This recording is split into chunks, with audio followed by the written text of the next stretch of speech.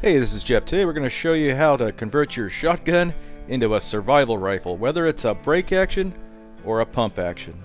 And we'll be using these 12 gauge stainless steel adapters by GaugeMate. This is the 9mm pocket sniper. It's very nicely machined and it is fully rifled. Next we have the 357 or 38 special adapter. This is a shorty one. It's only about 3.5 inches, but it is rifled also. And this is the 45 ACP. I like the laser engraving touch on there with the TAOFLEDERMAUS logo and all that. And again, it's fully rifled. And then finally we have the 44 Magnum, Danny's favorite round. And this one is around 8 inches long. These were sent to us by a viewer named Ryan Bond. He works for the company that used to make these. Yeah, the company's no longer producing these and focusing more on medical equipment. But they do have an inventory of new old stock that they're going to be selling on Gunbroker at a very reduced price from $40 to $50. And that's an excellent price for a rifled adapter of this quality. When new, these were probably selling for $100 to $150 a piece. So get them while you can, folks. And these are not a regulated item, so you don't have to go through an FFL or anything to purchase them. Welcome back, TAOFLEDERMAUSers. We got something a little different for you here today. Chamber adapters. We've got 4 of them here. We've got one for 38 357, and this is rifled.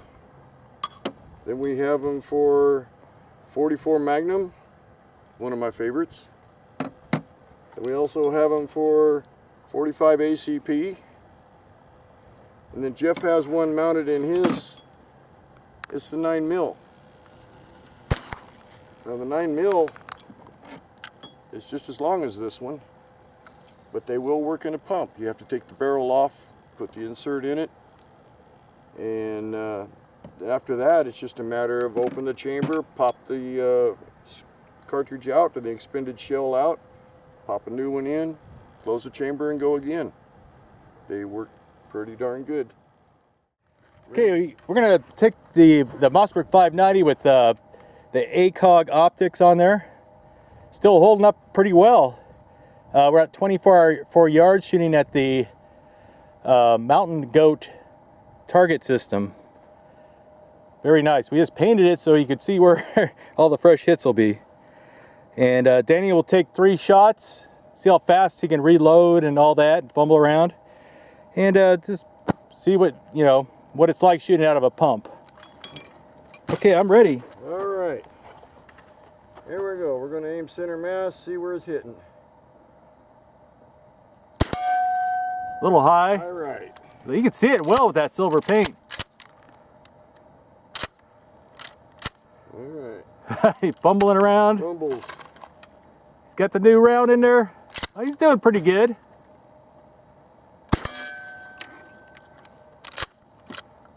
Are you making adjustments to your aim a little bit? A little bit. Okay. Not really a grouping test, but he's just adjusting for the inaccuracy of the scope. It's not sighted in, I guess. That one landed on top of the other one, right? Consistent there. Yeah, take another shot.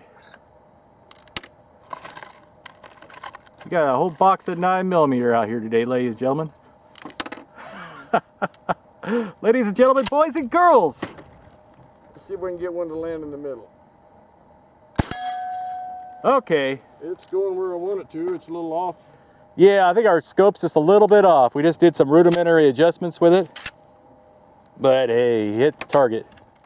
All right, we're going to try out the 45 ACP adapter through the Russian Baikal. Baikal. Yeah. It's one of those words that...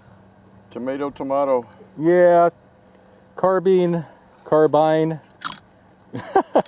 How's it fit? Nice fit. Yeah, the O-rings keep it kind of snug, and you can add or take out O-rings to adjust to that. Yeah. Right here.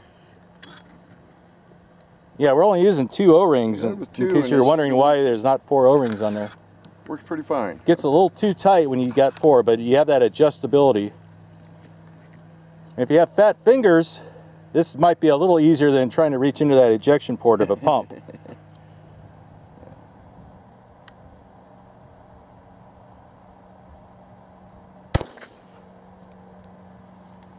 You hit it. It just didn't make, you know, compared to a 12 gauge that we're used to.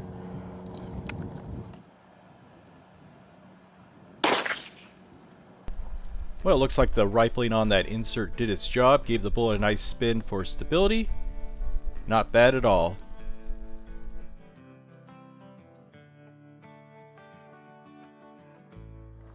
Alright, now for a 9mm. Got this one labeled as a pocket sniper. Pocket sniper. Yeah. I don't know if that works. Yeah. Be neat if you could fit those in a flare gun. You imagine that, a long barrel? You'd have to really modify that flare gun to make it fit, though. 9mm. Just ball ammo. Ball ammo.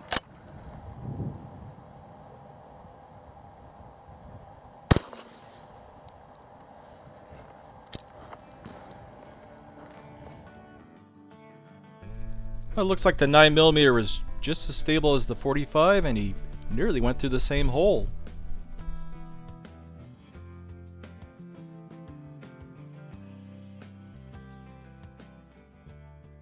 Alright, what's next? Alright, we're going to go up to 38. These are semi-jacketed hollow point.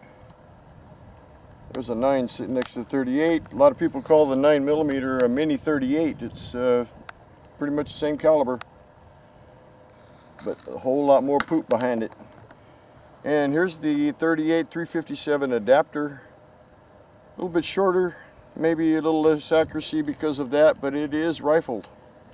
So that should help throwing some spin. Can you imagine having enough of those that you could load up a whole tube magazine, your pump action? Ooh. You just cycle it. Ooh. That'd be kind of neat. That's an idea. Get it kind of expensive, but it's an option, you know. That's right. Just shows you the versatility of a shotgun, you know. You could do stuff like this.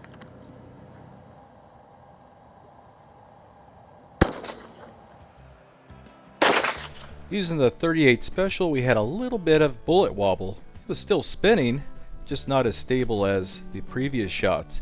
I suspect these are optimized for 357 Magnum. 44 Magnum, we got a fresh piece of gel down there. A ballistic Tootsie Roll in a can. The temptation treat target. I think that one hit. I'd say so. 44 mag, take 2.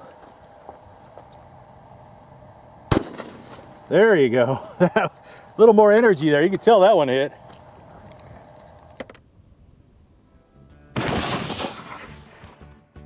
Well, I forgot to trigger the camera on the first shot, so we took a second shot. Looks like the 44 Magnum adapter works really well too.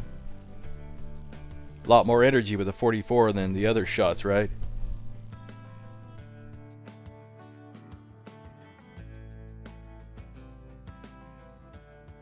Okay, now we're gonna shoot 45 ACP out of the bicol. Got a little bit of anti-seize lube. You can put a little grease on the O-rings to make it slide in and out a little better. Yeah. Okay, we're 24 yards again, just a bead sight. Take 3 or 4 shots, whatever, and with the 45 ACP and the bicol. Okay, I'm ready.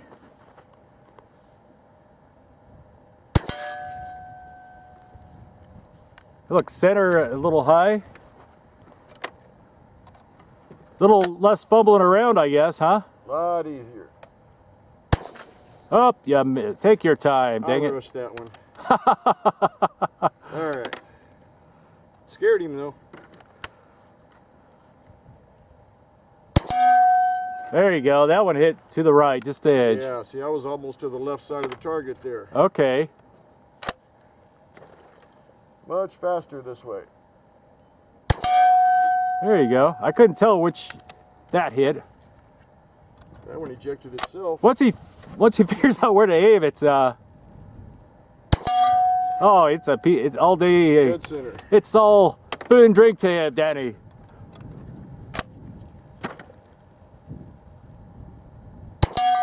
Very good. Okay. Once you figure out where it's aiming, it's a piece of cake. Kentucky windage. Okay, a little oaky POV here.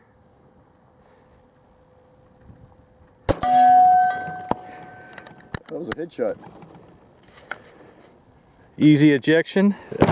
For some reason, it spits this out too. Don't ask me how. Well, what did we learn? Well, these all function well out of a pump action shotgun, even though it is a little fumbly to load and unload them. And they definitely work well out of a break action. A break action is about half the weight of a pump action shotgun, weighing in at about 3.5 pounds. It's a lot easier to carry, and it's definitely a lot easier to load and unload with the break action. Now, using the inserts, these probably have an effective range of about 50 yards, and that's without much practice. With some more practice, I'm sure a good shooter could reach out much further than that with these. We want to thank Ryan for sending these to us and the really cool custom engraving that he did for these. Of course, the ones they're selling on Gunbroker aren't engraved with the TAOFLEDERMAUS logo. They'd have to sell those at a discount, huh? But check out Gunbroker. Just do a search over there. You'll have to do a little bit of work. I can't put the direct link in there, but just search Gauge Mate and you'll see what he's got listed. Hey, thanks for watching.